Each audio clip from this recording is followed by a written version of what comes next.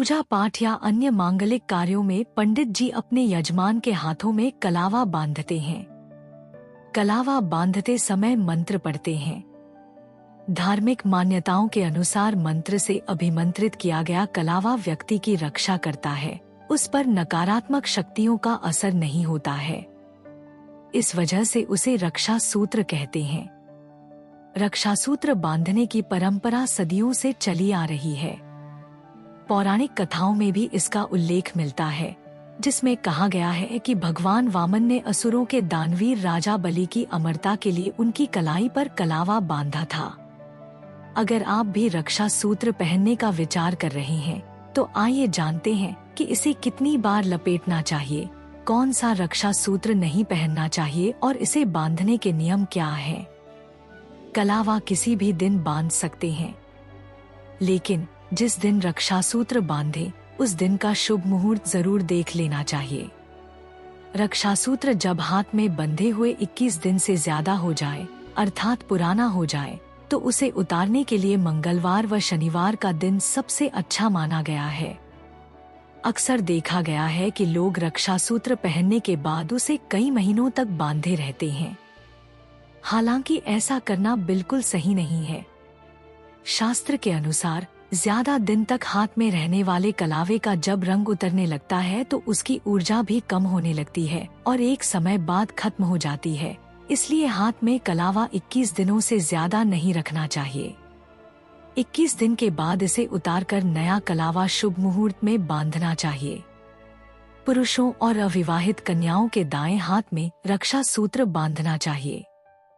शादीशुदा महिलाएं बाएं हाथ में रक्षा सूत्र बंधवाएं। कलावा बंधवाते समय उस हाथ की मुट्ठी बंद रखें। मुट्ठी में दक्षिणा रखनी चाहिए और जो कलावा बांधता है उसे वह दक्षिणा दे दी जाती है। कलावा बंधवाते वक्त दूसरा हाथ हमेशा सिर पर रखना चाहिए।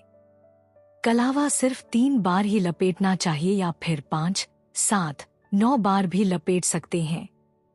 विशेष पर्व काल के दौरान और किसी विशेष अनुष्ठान एवं यज्ञ हवन के दौरान हमेशा नया कलावा बांधना चाहिए।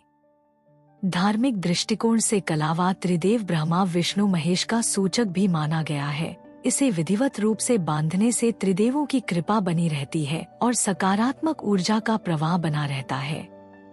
स्वास्थ्य के दृष्टिकोण से कलावा बांधने से ब्लड प्रेशर, डायबिटीज, हार्ट संबंधित समस्याओं में व अन्य शारीरिक समस्याओं में भी लाभ मिलता है। जब आपके घर में कोई सूतक या पातक लग जाए तो कलावा उतार देना चाहिए। उसे खोल देना चाहिए क्योंकि सूतक और पातक में कलावा महत्वहीन हो जाता है। सूतक और पातक का मतलब यह है कि आपके घर में किसी बच्चे का जन्म हो जाए या किसी की मृत्यु हो जाए। इन स्थितियों में सूतक पातक लगता है। इसमें कलावा अशुद्ध और अपवित्र हो जाता है। शनिवार या मंगलवार के दिन कलावा को खोलकर उसे पेड़ के नीचे या फिर उसके कोटर में रख दें। आप चाहें तो उस कलावे को किसी बहते हुए जल में यानी नदी में प्रवाहित कर सकते हैं।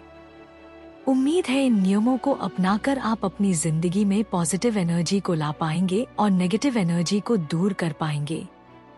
अगर आपको हमारा ये वीडियो पसंद आया तो इसे लाइक और शेयर जरूर करें और ऐसे ही और वीडियोस के लिए हमें सब्सक्राइब करना और बेल आइकन दबाना ना भूलें।